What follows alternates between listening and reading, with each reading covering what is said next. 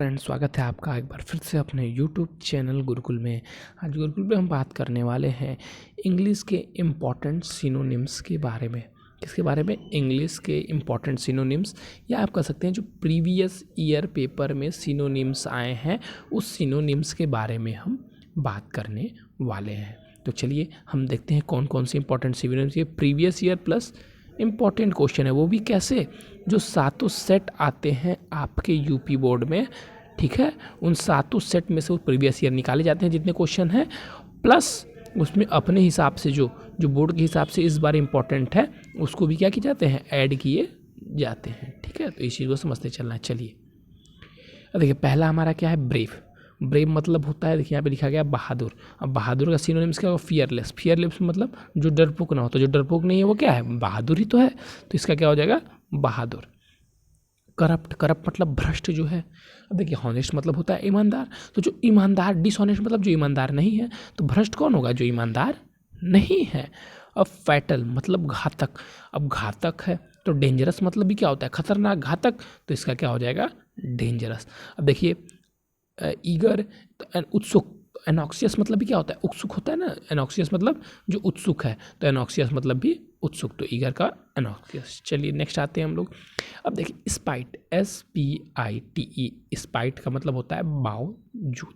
अब बावजूद को और इंग्लिश में क्या बोलते हैं, या तो हम स्पाइट भी बोल सकते हैं या मैलाइक भी बोल सकते हैं। किसको, बावजूद को इंग्लिश में। बावजूद को इंग्लिश में क्या बोलते हैं, एक इंपॉर्टेंट वर्ड है, इसको याद कर लेंगे तो आपको यूज भी आएगा कि बावजूद को इंग्लिश में कल मैं ये करना चाहता था, इसके बावजूद मैं ये नहीं कर पाया, तो वहाँ पे क्या बोलेंगे, बावजूद मतलब स्पाइट, या उसको क्या बोल सकते हैं, मलाइक भी बोल सकते हैं। अब एब्रिज, एब्रिज मतलब संग्रहित। अब जैसे मान लीजिए आपको कोई वर्ड संग्रहित करना है, तो इसके साथ आप क्या बोल सकते हैं, एब्रिज या कर्टेल।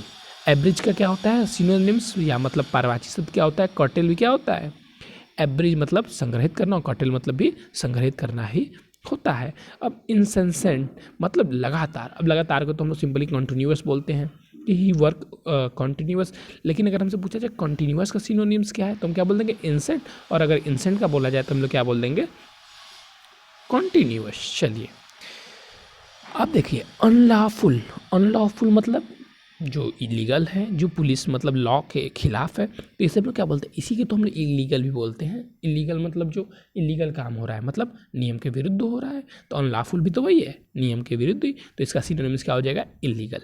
चलिए, डिसोलेट। अब डिसोलेट मतलब होता है उजाड़, ठीक है, उजड़ा, या हम कह सकते हैं कि जो बंजर जमीन होती है, ठीक है, बैरन मतलब, ठीक है, तो उजड़ा या मतलब बंजर, ठीक है, डिसोलेट मतलब, तो बैरन मतलब क्या होता है, बैरन मतलब भी तो वही होता है, बंजर या उजड़ा हुआ जमीन जिस पर हम कुछ मतलब आप उसका यूज न कर सके, उसी को हम क्या बोल देंगे, उजड़ा हुआ या बैरन। चलिए अब हम नेक्स्ट की ओर आ चुके हैं। तो सफिशिएंट, सफिशिएंट मतलब क्या होता है, पर्याप्त। मेरे पास तो सफिशिएंट बुक है, तो सफिशिएंट का पर्याप्त मतलब इसकी इंग्लिश क्या हो जाएगी, एनफ। एनफ मतलब भी क्या होता है, अरे इनफ, इनफ बोल गए तुम, सफिशिएंट बोल गए तुम, हम लोग बोलते हैं ना इनफ, अब मत बोलना, सफिशिएंट अब मत बोलना, दोनों का मतलब क्या है, तुम पर्याप्त बोल गए हो, अब मत बोलना। अब देखिए, हम लोग बोलते हैं अरे वो तो मेरा यूनिक है, मेरा पैंट यूनिक है, मेरा बैग यूनिक है। यूनिक मतलब क्या होता है, स्पेशल होता है, मतलब ये मेरे लिए स्पेशल बना है, ठीक है ना, ये सर्वश्रेष्ठ है, ये यूनिक है। चलिए अब हम बात करें रिलायबल मतलब विश्वसनीय। अब जैसे आपको बोलना है ये मेरा क्या है, ये मेरा मित्र क्या है, रिलायबल है। रिलायबल है मतलब विश्वसनीय है, तो इसको हम बोल सकते हैं डिपेंडेबल भी। ये मेरा विश्वसनीय है, इसका मतलब तुम उसके ऊपर डिपेंड हो, तो डिपेंडेबल मतलब विश्वसनीय। हम लोग डिपेंड उसी पे तो होते हैं जिस पर हम विश्वास करते हैं, ठीक है, तो रिलायबल मतलब डिपेंडेबल। मेनी का मतलब वेरियस, ये तो सिंपल सी, मेनी मतलब विभिन्न, और वेरियस मतलब भी विभिन्न, कई प्रकार के।